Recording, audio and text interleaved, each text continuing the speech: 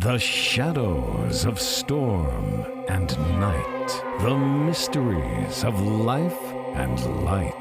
From unearthly peculiarities, celestial and divine, to apparitions and transcendental signs. You're listening to the Spirit Podcast.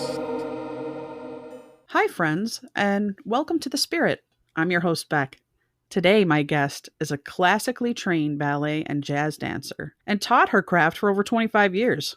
She also has dual degrees in psychology and human services. With her 40 years of experience as an intuitive psychic and life coach, she can help relationship issues, family dynamics, counseling, career and life counseling. She offers seminars on learning how to develop and use your own intuition, mindfulness, and the science of marriage and relationships. As a healer of the mind, she works on the undeniable connection between the body and the mind. She's even studied neuroscience and quantum physics to help better assist her clients. I have a feeling this is going to be a great conversation. Please welcome Holly K. Brooks. Hi, Holly. Thank you for being here. Hi, I'm thrilled to be here. And I loved what you said. I was listening to you and I was like, wow, she read my bio. Is that really me? No, I'm kidding. Before we dive in, for those that are interested, where can people find you? My website is www.intuitivesolutionsHK, my initials, .com. And I have a number, 717-618-8217. I like to talk to my clients before we do a reading or a class or a counseling session because I pick up a little bit just talking to them for like 5 minutes and booking whatever it is they want to do. So they can go to my site and fill out a form, or they can just call me up. Beautiful. I'm going to actually list that in the description of this episode, and we'll probably mention it again at the end of the episode. Now, you've been through many life-altering events. Oh, You've had like a fascinating, extremely challenging backstory, and I would love it if you could tell us your story and how you got to where you are today. Sometimes I wonder how I made it out with my head still attached to my shoulders.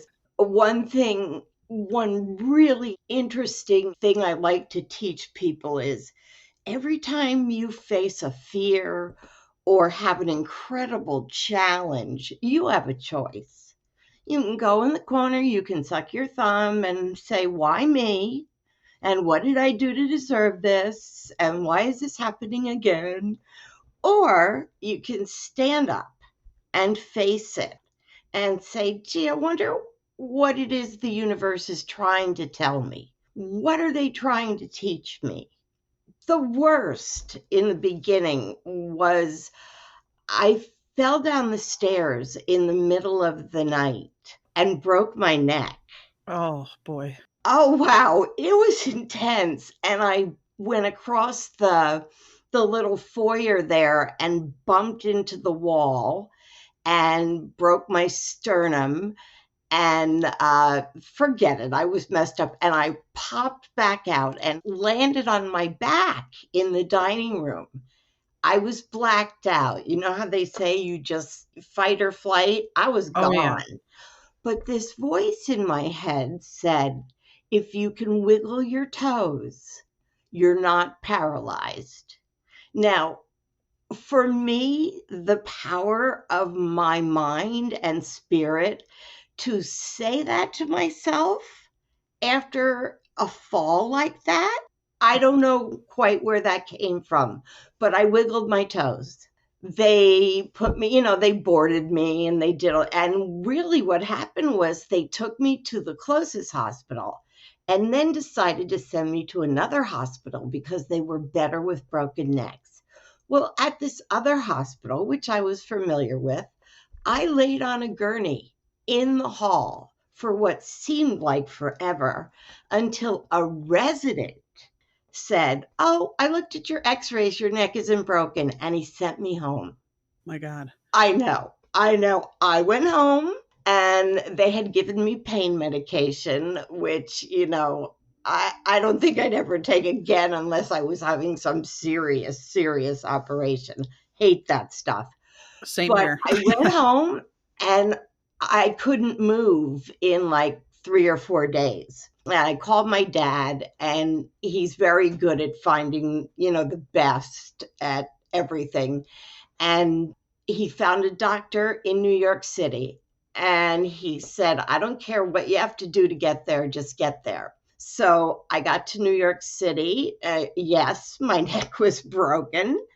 And I had a 7-hour operation to put it back together. And then I think I was only in the hospital for like a week, but I was young. I think I was like in my early 30s, mid 30s, and I was a horrible patient, horrible and nasty, and I was just a mess. It was probably drugs, but I was young and didn't care. I had to go home and wear one of those hard Philadelphia collars for a year.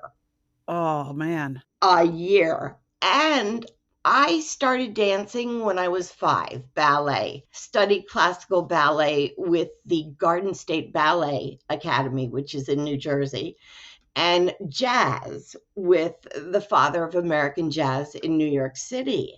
I raised my daughter by myself, so I needed to make money, to keep her in the lifestyle she was accustomed to. So I started in Florida, Small Action, which was mobile. We went to preschools and middle schools, after school programs, and taught ballet, jazz, and gymnastics. We were super busy. I had a staff of 10. It was great. Moved up to Philly, to Pennsylvania, started another one, and I called it In Motion. Well, when I fell, I had a staff. I had a manager. I had lots and lots of accounts. And I thought, well, my manager is always saying, "Give me more responsibility." So after I was home about a month or so, I had a meeting at my house. She said, "Okay, great. I can, run things." P.S. In like 2 weeks, she came to my house and said, "I can't handle it. I just can't handle it." So I just canceled my business. I sold all the equipment, the gymnastics, everything. That was that. So I started working for psychic hotlines because I could sit and do that. Now we are going back. I'll be 67 in April. We are going back to the first one, which was called the Psychic Friends Network. Oh, I remember that. It was Dionne Warwick and Linda Georgian.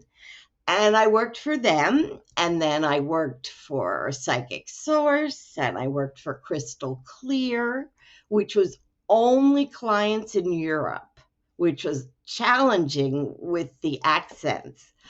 And then I kind of said, well, gee, I'm really good at this. Why don't I just start my own business? So that's sort of where things started. My first business was called Centerpoint, being centered, staying in the moment. And then it was Intuitive Solutions, and then rebranded maybe 4 or 5 months ago as intuitivesolutionsHK.com. So breaking my neck was a bummer. And then I got cancer 3 times in 10 years. Oh, man. I know. Wow. You always hear about people having cancer and you go, that happens to other people. That does not happen to me. And the first one was serious, chronic lymphocytic leukemia. And they tested my blood. And when I went back to find out, they said, well, you do have it. And my jaw hit the floor. And I was just, I don't know where I went. I was there, but I was like, what? Everything, that Peanuts character that goes, rah, rah, rah, rah. Yeah. That's all I heard. That's how the doctor's voice sounded to me. I had treatment in Philly. I call it chemo light because I didn't get sick to my stomach or lose my hair. I would just feel like I had the flu for about 4 or 5 days. And it's been in remission for 5.5 years. But after that, they took my thyroid out and went, oh, gee, there was cancer in it. I was Oh like, my gosh. shouldn't you guys have known that before you took it out? Okay. And then I got breast cancer 3 years ago, but they caught it on a mammo. So it was stage one. It was a lumpectomy and 20 radiations and less than a 5% chance of it ever coming back. But it all happened in like the span of 10 years. I was like, okay, I'm strong. I'm a survivor and I'm not going to do the fear thing. My knees shot from dancing and gymnastics. So I have 2 total knee replacements. And I'm kind of bionic because there's titanium in my neck and there's titanium and cadaver bone when they replaced my knees like 11 years ago. And I had surgery on my lower back, and that's enough. I mean, I'm already sounding like I'm complaining. And I No, don't, no, not at all. I mean, this is hit after hit after hit. yeah, it is. And you know what happens? You learn to just suck it up and say, you know what? I'm going to face this head on. It happened to me. And each time I could see that there were reasons that the universe wanted to challenge me and see if I could stand up on my own 2 feet and get through it without crumbling, without sucking my thumb and crying and going fetal. And I don't know, I have always been very strong. My dad, he taught me when I was like 11 years old. He said, listen, you better learn to depend on yourself. Because if you have a problem and you turn around and no one's there but you need to depend on you. So all his little pep talks made me very independent in my mind, in my spirit. So when these things started happening, I just dealt with it. I didn't shed one single tear over any of that. I'm not saying like, oh, hey, look at me, I didn't cry. I just didn't. And I don't know why. It doesn't mean it wasn't trying or bothersome or it didn't interrupt my life a zillion times, but I never did that. Oh, woe is me. Why me? You know, come on, universe, this is enough. I love this saying. Welcome to the Karma Cafe. You are served what you deserve. Wow. Yeah. And so I'm not saying I deserve to have cancer 3 times or break my neck or this or that, whatever. But I have gained so much insight and wisdom and understanding of what I feel is the best way to live your life, to be balanced and stable and handle it. And I'm not saying I just cruise through life because obviously I don't. I had lots of problems. But at this point, I have never been more comfortable in my own skin. I've never been more confident and sure of myself and my thoughts and how I feel about anything. And it's all because of all those things I went through. Do you think that that strength and that resilience that you gained from all these experiences was almost a turning point or a redirect, I should say, a redirect into becoming who you truly are?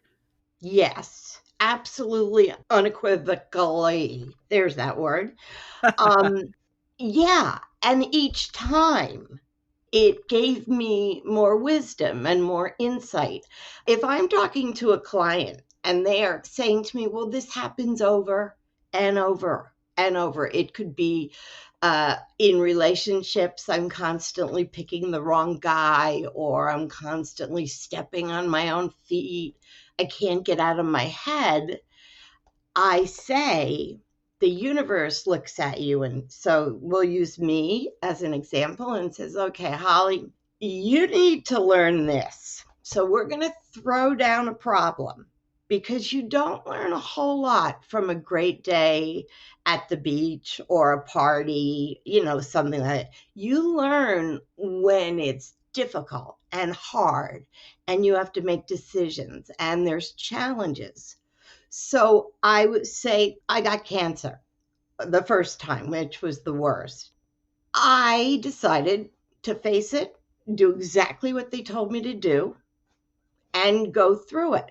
Then the universe goes, hey, we threw that problem down. She handled it. She stood up. She figured it out. She went through it with grace. We're going to throw down more wisdom. So what happens is when you handle things in a way that's good for yourself to keep you on an even keel, the universe lets you have more wisdom. You end up rotating on a higher level of wisdom and knowledge. If you go in the corner, then they go, well, we threw that down and she didn't get it. Let's throw it down again and see if she gets it this time. So there's a method to the universal madness, if you will. I couldn't agree more with you. Some of the strongest people have been through the most trying times. A lot of people have fear and they run away from these things. And it's the people that stand up and face it and move forward with this strength, resilience, grace, and dignity that really are these wonderful light workers, these people that are almost chosen to experience this to help humanity. Now, I have a question in regards to when you realized you had these psychic intuitive abilities. Did it come as a small child and then you kind of pushed them back until these events happened? Or is it something you embraced throughout your whole life? Well, my first psychic experience was when I was 5. I was with my mom on a plane. We were headed to Miami. She starts to get up, takes her seatbelt off, and I said, Mom, and I was 5, so it was a little different language, but Mom, sit down. You can't get up right now. Bing, fasten your seatbelts. And then the captain comes on about the turbulence. A few minutes pass, she goes to get up again. Bing, this happens like 4 times until she starts looking at me like I just landed from Mars. And then these things would happen during my childhood and my teens. And we would just sort of look at each other and shake our heads and move along. Nobody said, oh, gee, my kid's psychic. And then in college, I went to the University of Miami in Florida. For some reason, when people had problems, they would end up in my room, in my dorm, and ginseng was big then, so I'd make them a cup of ginseng tea, sit them down and talk to them. And it just, I was dancing then, and I was teaching dance all through college. And after, when I had my daughter and I had the dance companies, but I think the more I lived and the more I got, knocked down or hurt or medical challenges, it just evolved. By learning how to deal with all these things, my intuition became so sharp that I cure myself. When I have a problem, I psych myself. It's definitely something that evolved. And I'm sure it'll Interesting. keep evolving. The nature of us as humans is to grow and transform every day. It could be minute. It could be a eensy, teeny, tiny thing. But if you're headed in the right direction, that's progress. That's mindfulness and learning who you are. When you were going through your clairvoyance, did you also have a link into mediumship? Did you have a spirit team that you worked with? No. And everybody that I know, and I do know the best people in all areas of this business, so that they're friends of mine, they're always talking about their guides and their angels and this and that. And I'm always going, guys, I don't have any guides. And I don't have any angels. What, I just feel things and hear things in my head. And if I speak them out, they're correct. And they're like, well, you do have guides and angels, you just don't know it. But I really don't. It's me. I don't use cards. I don't use runes. I don't use a pendulum. I just get stuff in my head and I speak it. And that's what happens. And usually the further in left field my intuition in my head is, and I trust it and act upon it, the more correct it is. It's a process learning to use your intuition. We all have it. They used to say, oh, hey, women's intuition. It's everybody's intuition, and it is a gift. It's like a life map.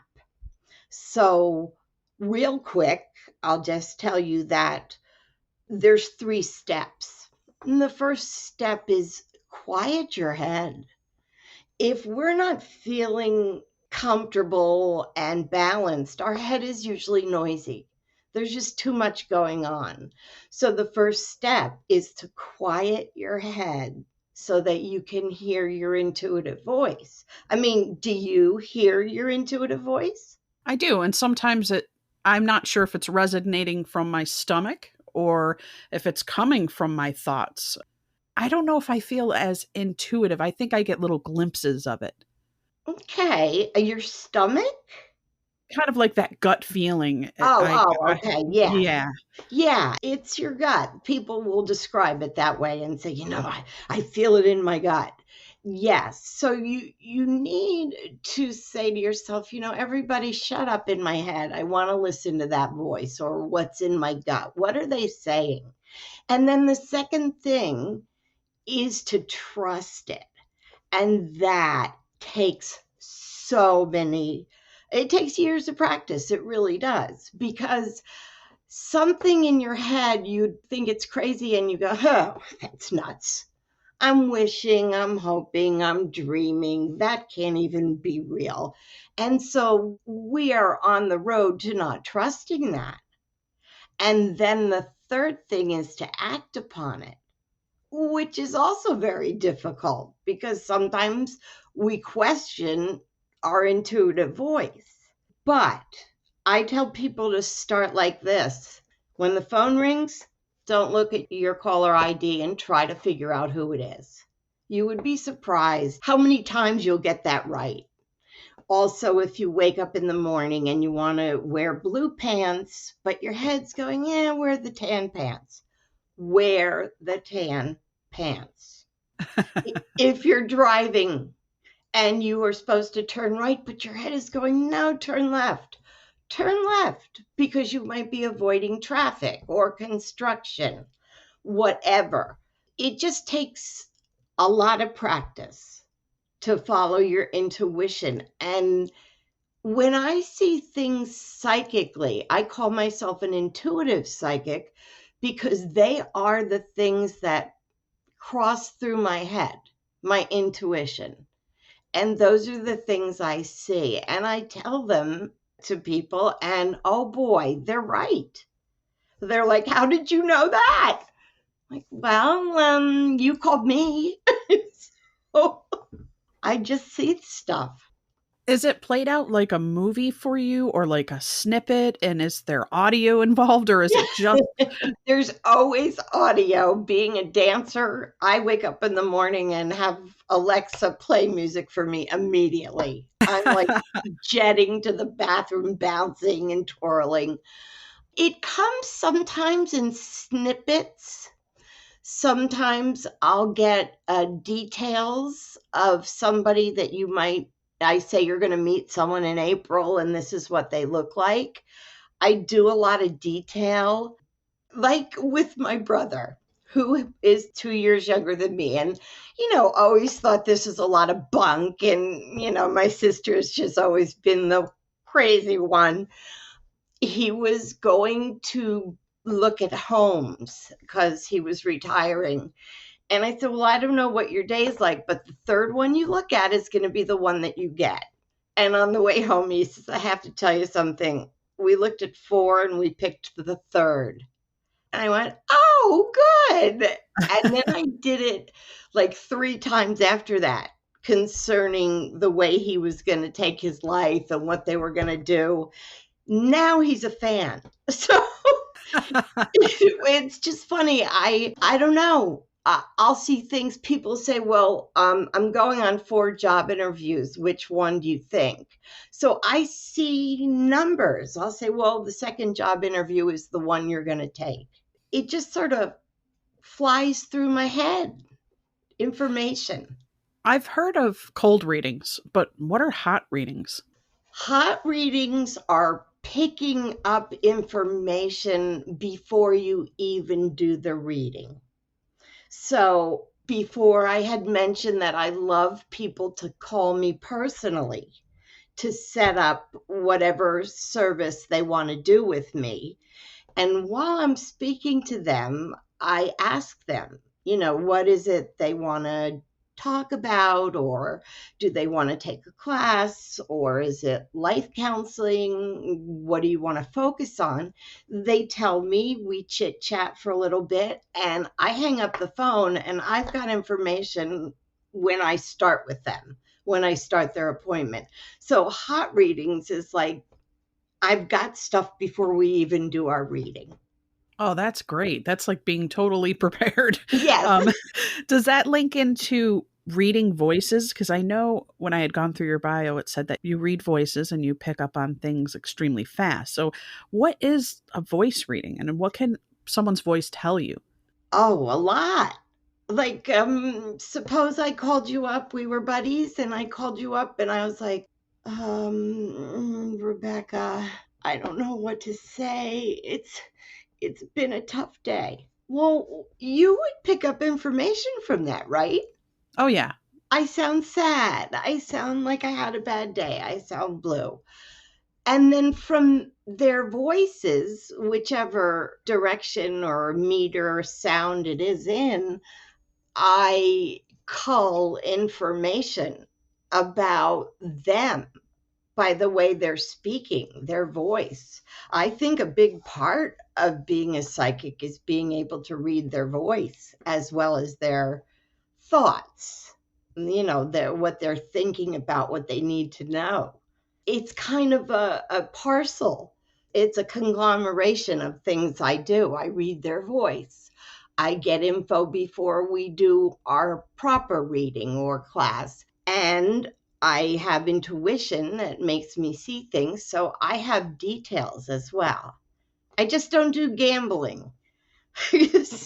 So many people will call and go, what lottery numbers, or what horse in the 5th race, or whatever. And I'm like, I don't do that. It's not ethical, and that's not what my gift, if you will, is for. So I don't do that. That is the number one question. Even I received that question. Why don't you ever get lottery numbers from the spirits you talk with? And it's like, believe me, if they gave me the lottery numbers, I'd go play it. But yes, yes. Very few times. I mean, like 2-3 times I've seen money coming. And the best one was like, about 1.5 years ago, I looked at my husband and I said, I don't know why, but I feel that money is coming. And he said, really? How much? And I said, like $10,000. Oh, good. And then a week later, I got a phone call that something that I was paying was paid off, which amounted to $10,000 a year. wow. I know. It was amazing. I was like, wow. And of course, my brother said, well, do you see that happening for me? I said, no, but if I do, I'll let you know.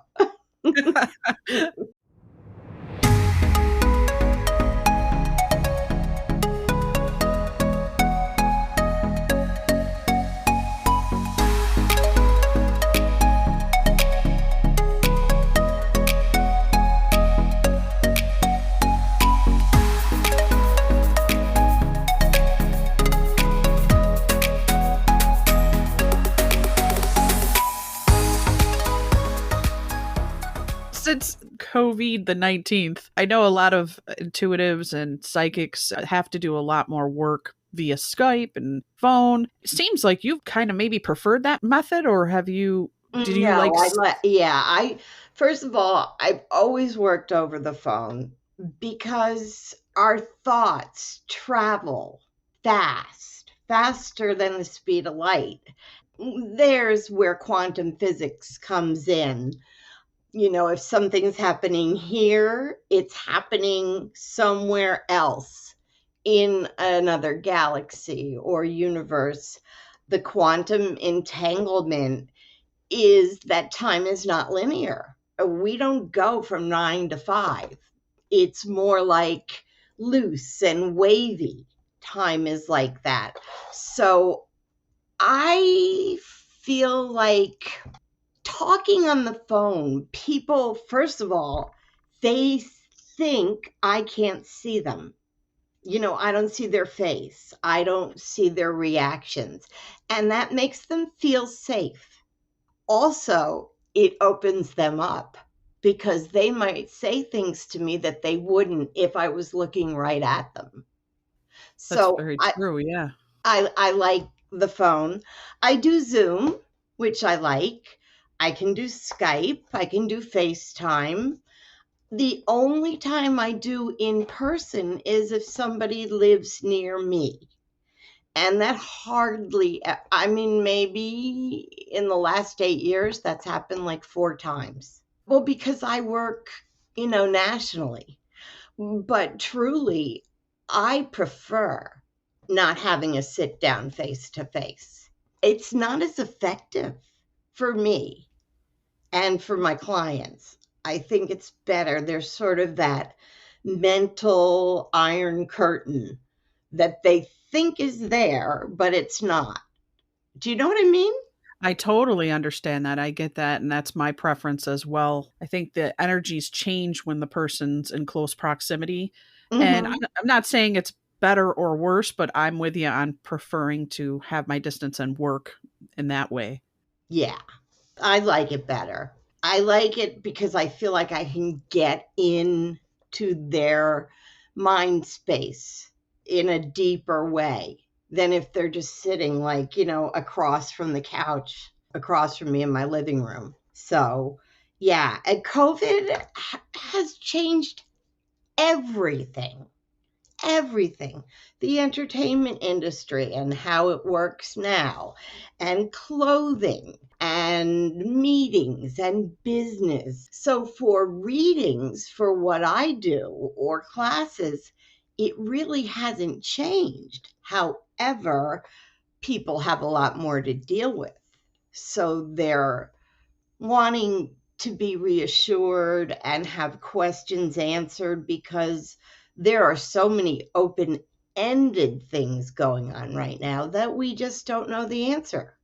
Relationships and things during these times have probably been particularly stressed. And have you found an increase in couples coming to you and people coming to you in regards to improving their life or their marriages? Well, I wrote an article that got picked up by Thrive Global, and it was about what the pandemic was doing to relationships. And I feel that it has done two things. Either the couple really gets closer, really starts to understand each other, and their relationship, well, it thickens. They get into each other's head and their love grows. Or they can't stand to hear the other person breathe. They hate the way they chew. They need space. Being together and quarantined together has had a negative effect on their relationship, and there have been tons of breakups. So COVID sort of is an acid test for relationships in pre-COVID, okay? So there's a couple. Even if you're married, you have years together to learn about each other and how to understand each other and support each other and compromise. COVID takes those years and squeezes them into 8 months to a year. And you have to solve things at lightning speed. And we're not built that way. We need time and space, and to learn takes time. So if we don't have that length, that amount of time, because we're quarantined together, I think, your perception changes. Everybody needs to understand that our perception creates our reality. So if we perceive things from, let's just say, for example, from a base of fear, we're afraid that we can't stand this person anymore. And we were so in love and we were so happy. What's going on? Then our fear creeps into your head and kind of takes you prisoner. And then your perception is based from fear. And when you make decisions about your life based on fear, they're always wrong. It's always wrong. You can take that to the bank, I'm telling you. Fear is a liar. That's one of my favorite things to say. It creeps into your head. It kind of takes over. It changes your perception. Your reality changes. And everything goes wrong. So with COVID, if you are afraid of things and questioning things, or I loved this person, I couldn't be with them enough, and now I can't stand to listen to them breathe, that is because your perception has changed. And then you get scared. Like, what happened? So COVID has created either a closeness and an understanding and a tightly knit mindfulness of your romance, your marriage, your LGBTQ partner, whatever, or it blows you guys apart. It's difficult. It's very difficult. COVID has us dealing with fear, anger.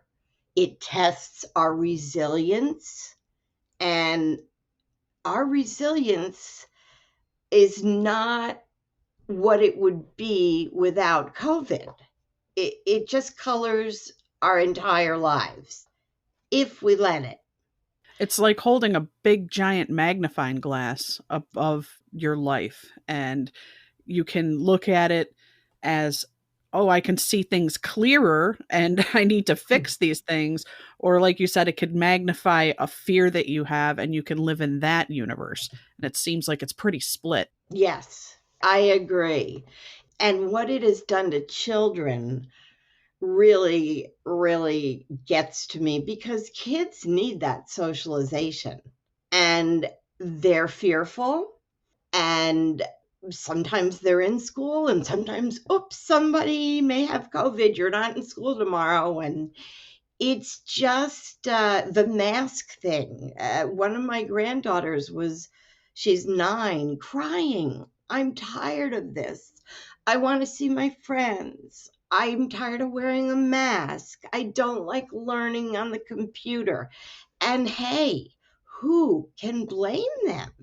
And then there's the parents, who a lot of them are working from home, and the kids are attached to them like glue for several reasons: fear And the biggest one being, who else are they going to attach themselves to if they're home with their parents? So it's difficult for children. And I think that being honest with them is good, but honest to a point. They do not need to know every little thing because their minds are still growing and they do not have the process down yet to handle everything. I mean, kids today, so smart, it's crazy because of social media, but still they're children. And so I think they need to be handled, pardon the pun, with kid gloves about this. It's so So, true. I'm seeing this with my own friends that have children, and they're telling me how awful heart wrenching it is to watch their child cry and be depressed because they have no interaction, like you said. mhm, I also see it almost bringing out a kind of more mental illness. Seems like people that already struggle on the brink with like a bipolar disorder or anything like that, being mhm. home, having to be with their child and teach their child and work from home puts people right on edge. It's a tough time. It is. The suicide rate is soaring. People that have mental illness, which the stigma of that is ridiculous, just because we can't see it like a broken arm doesn't mean that it's not important and shouldn't be brought to the forefront where we can help people with it. If you've got this, maybe lingering in you somewhere, all the pressures of COVID, everything, family, your marriage, your relationship, your job, do you have money? Where's your next meal coming from? What's going on? We'll bring that to the forefront. You're right. If you were maybe a little bit bipolar, then it jumps to the top. Things that are hanging out in your mind jump to the forefront because stress and anxiety do that. They just do that. They like stir things up, and all of a sudden you're like, whoa, I'm not thinking clearly, or I'm reacting instead of acting. I'm more irritable. People are more irritable, combative, and more sad, and no answers. So I feel the kind of work that we do has become more valued and more important because not everybody is running to a therapist, every week for $200 an hour. That's crazy. Yeah. You can't. When I work with people, my prices, other people, other psychics are like, oh, wow, that's like nothing. But I feel like you have to make this available to people in a way that they can truly afford to do it. I mean, charging a lot of money for this, I don't think is a good idea. At least I don't.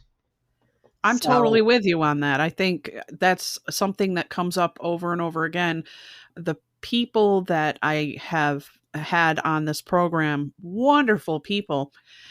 They're kind of, I always root for the underdogs. I call them the underdogs because me too. they're like working behind the scenes without this fame. They're not on television and they're not on the, some of them are, but Yeah, they're they're doing it because they're trying to help heal humanity. And I yeah. think that's where you're supposed to be coming from in that place when you have those abilities.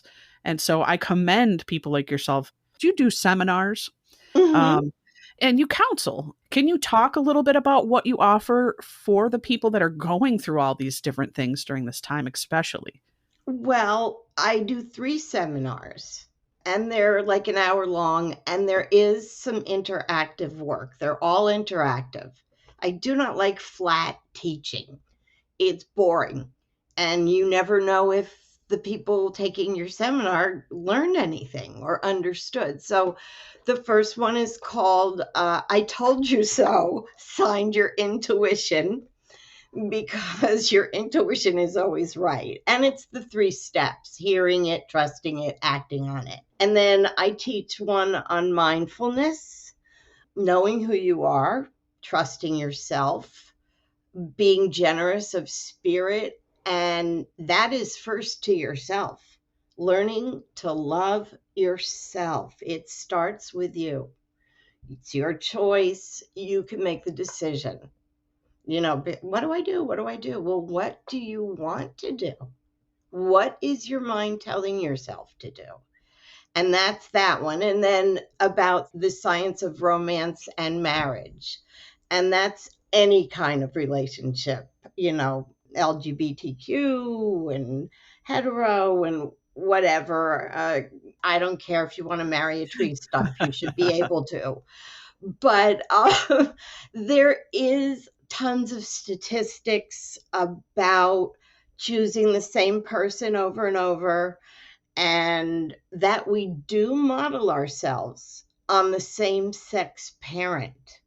And that's always interesting. When I talk to someone in a reading kind of way about their relationship, easily I know who was the parent that they are going after in their relationships and why it probably isn't a great idea. So we talk about that kind of stuff in the marriage and romance. Statistics say that going the distance and not just going, oh, well, we just can't get this together and it's horrible and let's get a divorce. 51% of all marriages end in divorce. And I think fighting for it and working through things is worth it, even if it seems absolutely awful and unattainable and we can't fix it. You can. I've been there. I've done it. And it's worth it. So we talk about how to understand the things that are needed in a good relationship and in a marriage. Obviously, trust and being good friends and compromise, those kinds of things. Communication is key. Communication is the biggest thing. You can And love each other, but you cannot live on love. You just can't. Or if we had a lot of money, everything would be great. That's not true either. It's about how you communicate and figure things out together. And so at night, you could hate each other and it's never going to work. And in the morning, you wake up refreshed and you're like, wait, hey, let's talk about this. So first, remind yourself that you're human. We all are human and we all have faults and problems and fears. And that's okay. That's how we learn. Back to how we started, right? It's very cyclical. true. It is. And we grow through these. We grow together and we change together as couples or partners. And that's a normal thing too. So we are going to evolve and change. I'm with you on that. Just not necessarily sticking it out for the sake of sticking it out, but I do believe No. a lot of these things can be resolved through communication and working. And like you said, you have to put the work in. So your seminars are interactive. And Yes. I think people want an easy way out. They just want the magic pill. No And way. yeah, I did when I was younger. I thought, oh, hey, boom. If I just do this, everything will be fine. Or there's this. Oh, this about he or she really bothers me. But when we get married, they'll change. I can change them. That is so wrong. It's ego oriented, and you cannot change another person by marrying them. Those are problem marriages or relationships. I've had quite a few relationships where the very things that attracted someone to me were the very things they tried to change once we were really together. So I learned a lot about relationships the hard way, as I have learned about everything the hard way. And that makes me, I just heard my father like in my head going, why do you always have to learn everything the hard way? And now I know why. Because that's the best way to learn. If you get through it, you learn. And then, like I said in the beginning, the universe says, whoa, she got it. We're going to throw down some more knowledge and wisdom. And that's what happens. Pain equals gain, unfortunately. Very true. I try to tell my nieces and nephews all the time. I'll say, learn from your aunt, will you? But, grandma steps in and says, they have to go through it themselves to learn. And it's like, man. It's true. I have 3 granddaughters. They call me Gigi. That was my son-in-law's idea, and I love it. And I'm the crazy Gigi. I'm fun. We play games. We dress up. We do makeup. But they are the greatest little people. They are so aware and so smart and hungering to learn about things. And I have always had a thing for children. Always. I had the children's dance companies, and I raised my daughter alone, and she and I are super, super close. She's not feeling well, and I have a friend who does higher vibrational healing. She's a Reiki firing master. And I texted my daughter and I said, how about if I, get Katie to do a half hour with you? And I thought she'd go, oh, Mom, come on, because she's a lot more conservative than me, which everybody's like, she's your daughter and she thinks like that. But she texted back, sure. So they started at 5:30, and I know my daughter's going to feel better and love it. So, you have to kind of open people's eyes slowly if you want them to accept different methods of healing, understanding, learning. It's kind of where I come from, if you will. I couldn't agree more. I couldn't agree more. You sound great. We would be great friends. I know it.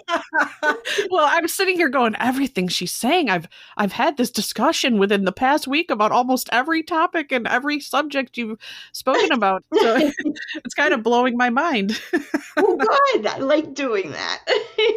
If it's because you're wise, you are feeling and understanding all these things I'm saying. We're kind of on the same vibrational level.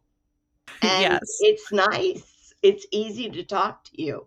It really is. It's part of that intuition that you have as well. I'm sitting there going, man, she really is intuitive. She's just picking it all up. We all have our crosses to bear. Now, you offer intuitive readings or psychic readings as well on top of the seminars. And Yeah, it's separate. I do psychic readings, clarity readings, if you will, psychic intuitive clarity readings. I do the 3 seminars. And then if you don't want to know what's going to happen, but your life now is full of questions and you don't know which way to turn or what to do or how to handle things, then that's a spiritual life counseling session. And those are an hour long. And if you really need to talk, you usually need to do more than one. But I leave that up to my client. I do not try to sell people time. That's unethical again. It's like judgment or charging $500 for an hour of your time, which I find absolutely insane. oh yeah. And, I let my client let me know what they want. And then I say, well, I can do this, this, and this. What do you think? And that's what we do. Also, when I do a reading, a psychic reading, I ask them to write down about 3 questions.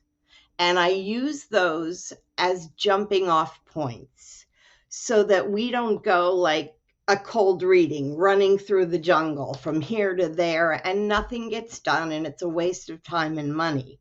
But if they write down 3 things they'd like me to look into, then when I call them, I'll say, okay, where do you want to start? And they look at their questions and they go, oh, well, I'd like to start here. What do you think about this? And then the reading just rolls really nicely. And at the end, I always say, did we get to everything that you wanted to talk about? And that some will say, yeah, we did. It was great. And some will say, yeah, but can I just ask you one more thing? And I'm always saying yes. I'm not the kind of psychic that goes, up, that was 60 minutes. I'll talk to you later. I just don't do that. It's, to me, wrong on every level. It's back to what you and I were talking about making things available and really being a light worker and wanting to help people heal. Because I really feel like in school, elementary school, middle school, high school, there should have been classes on how to live your life. I totally agree. And I think listeners, I think you should take note of this, because what she's saying is so very true, especially for those that haven't experienced sitting down with somebody with abilities, a psychic, an intuitive, a medium. If that person shuts you down or says, for 1,000 more, I can give you a little more. The best readings come from people like yourself that are well-rounded, well-versed. They have psychology degrees behind them. They know how to speak to people. They're down to earth. And then they ask you that all-time question, is there anything else you would like to know before we close the session? Exactly. That is so important. Yeah, you're providing a learning experience and a service. You don't just go, hey, okay, that's it. If you want to talk to me again, call me again. Say yeah, bye. I do not do that. Never have. And I always end up talking a little longer than I planned, but that's okay. It's cyclical. Like where we start is kind of where we end up, but with answers. So it's great. I love my work. If you're passionate about what you do, you'll be successful. You'll be happy. And why don't you have a podcast, Holly? Well, we're working on that. There's a lot going on. I'm very busy doing things. So we'll get to that. I can imagine. I just had to say it because you're so great at talking and you're just so relatable. And I just love that about you. Thank you. Is there anything else you'd like to say or any wisdom you'd like to impart on our listeners? I do have one thing I want to say, and it may sound like left field, but I have gotten a lot of people over the years that'll call me and say, I spoke to a psychic and they said that there was a curse on me. And I'm like, oh, wait a minute. There is no curse on you. Nobody put a curse on you. These people are unethical and they're saying it so you buy more time with them. Absolutely. If somebody says that to you, it is a gigantic red flag. And that's where you're going to say, thank you, but no thank you. And cancel the charge on your credit card. Oh, yeah. That came into my mind because when it happens, I think, people wonder why people go psychic. Oh, right. For the ones that do stuff like that, curse, that's ridiculous. Yeah, and they just really bring down the community, these people. It's a psychic red flag. Do you have a Facebook or an Instagram or any other social media that people can reach out and make contact? I'm on Instagram under Intuitive Solutions, HK, and I'm on Facebook under Holly Kimmel, Kimmel Brooks. I have my regular page, my profile page, and then an Intuitive Solutions business page. I have 5,000 friends, so that's max. But if you want to, you can become a follower. And I post on those things every day and also on LinkedIn. as Intuitive Solutions HK. A lot of good information on LinkedIn, like seminars that are free or things you can get involved in. If you feel like, COVID, I'm in my house, I'm going nuts, what should I do? Go on LinkedIn and look up people that are readers or counselors or whatever, card throws or whatever. There's a lot of things that you can hook into that don't cost any money. So there's that. And then, of course, my site, if I may, it's www.intuitivesolutionsHK.com, and the number 717-618-8217. You can find me. I'm kind of all over social media. You are an absolute pleasure to talk to. I love your light in these dark times, and I had a great time talking with you, and I hope our listeners enjoyed it as much as I did. Well, thank you. If you could see me, I have a huge smile on my face. You're wonderful. Thank you so much, Holly, and you have a great day. You too. Thank you so much, Rebecca. To the Spirit Podcast. Supernatural Science. Aliens. Ghost. Psychic. Mystic. Spirit. Divine Source. Heaven. The dead. Magic.